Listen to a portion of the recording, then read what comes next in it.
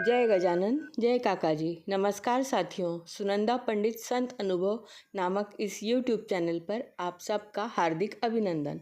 इससे पूर्व कि मैं अनुभव साझा करूं, आपसे नम्र विनंती है कि पसंद आने पर वीडियो को YouTube पर लाइक करें, शेयर करें, चैनल को सब्सक्राइब करें, बेल आइकॉन अवश्य दबाएं जिससे नए वीडियो के नोटिफिकेशंस आपको मिलते रहें।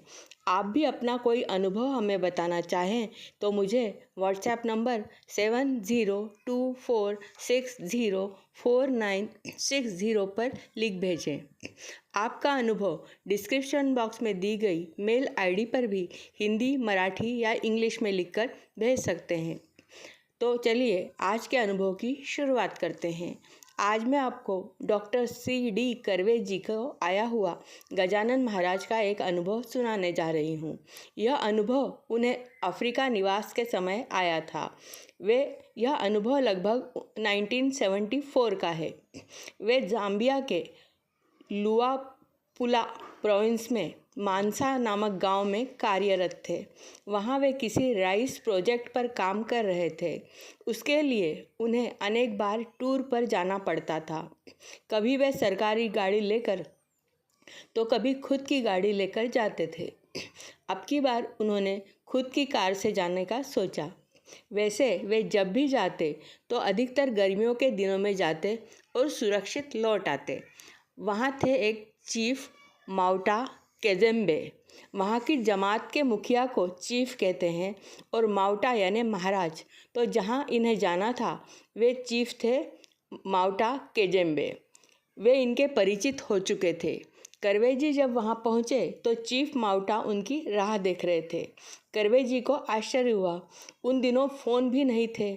तो उन्होंने पूछा कि मैंने तो आपको बताया नहीं था कि मैं आ रहा हूँ, फिर आपको कैसे पता चला? आप मेरी राह कैसे देख रहे हैं? तो वे बोले, जब भी हमारे राज्य में कोई प्रवेश करता है तो राज्य की सीमा के द्वार पर खड़े ड्रम बीट्स वाले ड्रम बजाते हैं। उनके बजाने की पद्धति से हमें पता चलता है कि कोई बाहरी व्यक्ति राज्य में प्रवेश कर रहा है। ड्रम से हमें यह भी पता चलता है कि आने वाला व्यक्ति सरकारी काम से आया है या गैर सरकारी काम से, यह भी कि वह गोरा है या अफ्रीकन है। इसलिए आपकी एंट्री पर ही मैं समझ गया था कि आप सुपरविज़न के लिए आए हो। कर्वे जी बोले कि अपने को तो केवल ड्रम सुनाई दे रहे थे। कर्वे जी लगभग 11 बजे के आसपास ही गए थे। उन्होंने काम शुरू किया और दोपहर को अचानक चीफ माउटा ने आकर इनसे कहा कि डॉक्टर साहब आप तुरंत काम बंद करके यहाँ से चले जाओ। इन्होंने कहा कि बस थोड़ा और बाकी है, उतना कर लेता हूँ। तो चीफ माउटा बोले, नहीं, आसमान में बादल छाए हैं, लगता है 15 मिनट में ही बारिश होगी। आपको पता है यह आपके रास्ते में डाम्बो है, आप उसमें फंसे तो भगवान ही बचा सकेंगे। मैं नहीं चाहता कि आप पर कोई आफत आए। उनकी बात सुनते ही मैंने फटाफट गाड़ी निकाली और लौटने लगा। लौटने के रास्ते में लगभग 5 किलोमीटर का डाम्बो था। डाम्बो यानी दलदल का क्षेत्र। उसमें एक बार फंसे तो बचने का कोई चांस नहीं होता। हमारे भारत में ऐसी दलदल बहुत कम है, कहीं 1-8 किलोमीटर तो कहीं कुछ एकड़ तक ही सीमित होगी, वो भी बंगाल के आसपास जरा सी होगी। अफ्रीका में मीलों मील पसरा हुआ डाम्बो यानी दलदल होती है। यहाँ 5 किलोमीटर थी।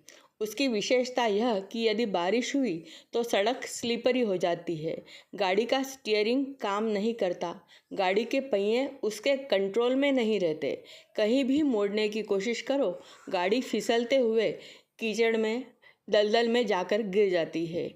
एक बार उस दलदल में गए तो जितनी भी कोशिश करो उतनी ही जल्दी गाड़ी या इंसान नीचे धंसता जाता है। संपूर्ण गाड़ी मनुष्य समेत कीचड़ के अंदर चली जाती है और जिसका कभी कोई सुराग चलता ही नहीं, क्योंकि ये दलदल बहुत गहरी होती है। ऐसे उदाहरण इन्होंने भी सुने थे। इनका ही एक परिचित मित्र महेंद्र पाल जैन अफ्रीका में जाम्बिया में काम करता था। वह अपनी कार समेत गायब हो गया था। उसकी तलाश करने पर भी वह या उसकी कार आज तक नहीं मिली। सभी का यही कहना था कि महेंद्र वहाँ के किसी डाम्बो में धंसकर अदृश्य हो गया होगा। कर्वे जी को उस दिन वह डांबो वाला यानी दलदल वाला 5 किलोमीटर का रास्ता पार करना था। वे जल्दी जल्दी गाड़ी चलाते हुए अपने गांव मानसा की ओर जाने के लिए निकले। दलदल का आधा रास्ता पार हुआ और करीब 2.5 किलोमीटर और आगे जाने पर दलदल समाप्त हो जाती कि अचानक जोर से बारिश शुरू हुई। बारिश शुरू होते ही रास्ता स्लिपरी हो गया।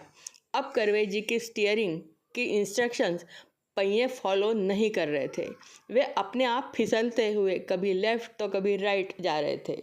रास्ते के दोनों ओर दलदल दिख रही थी। आजू बाजू कोई इंसान नहीं। उन दिनों फ़ोन भी न होने से ये अपने किसी रिश्तेदार को फ़ोन करके ये भी नहीं बता सकते थे कि ये कहाँ है। ये किसी को बताकर भी नहीं निकले थे।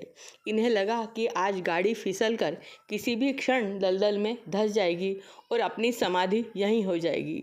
इन्हें अपने सामने मृत्यु स्पष्ट दिख रही थी, क्योंकि स्टीयरिंग के अनुसार गाड़ी के पहिए चल ही नहीं रहे थे। पहिए फिसलते जा रहे थे। ऐसे में इन्होंने तुरंत गजानन महाराज को पुकारा। इन्होंने कहा कि अब आपके सिवा मुझे कोई नहीं बचा सकता। गाड़ी मेरे अनुसार चल ही नहीं रही। जैसे आपने माधव मार्तंड जोशी और उसके चालक कुतुबुद्दीन को मन नदी में आई बाढ़ के बीचों बीच फंसने पर बचाया, आज मेरी भी वैसे ही रक्षा कीजिए। गाड़ी आगे बढ़ ज़रूर रही थी, पर इनके कंट्रोल में नहीं थी, तो इन्होंने गजानन महाराज को याद करके स्टीयरिंग सीधी चले इसलिए केवल पकड़ कर रखी थी, पर वह गाड़ी कभी दलदल में फिसलकर कभी भी गिर सकती थी। गजानन महाराज को पुकारते ही इनका कहना है कि मेरी गाड़ी का कंट्रोल मेरे हाथ में तो नहीं था, पर शायद महाराज के हाथों में आ गया। मेरे स्टीयरिंग पर अब मेरे केवल हाथ थे। गाड़ी महाराज ने ही 2.5 किलोमीटर चलाकर उस रास्ते से मुझे बाहर सुरक्षित निकाल लिया। जैसे ही दलदल समाप्त हुई, इनकी पकड़ पुनः स्टीयरिंग पर आ गई। इनका कहना है कि उस दिन ये उसमें से किसी भी हालत में जीवित निकल ही नहीं सकते थे। केवल गजानन महाराज ने ही इनकी गाड़ी को सुरक्षित बाहर निकाला। जय गजानन, श्री गजानन।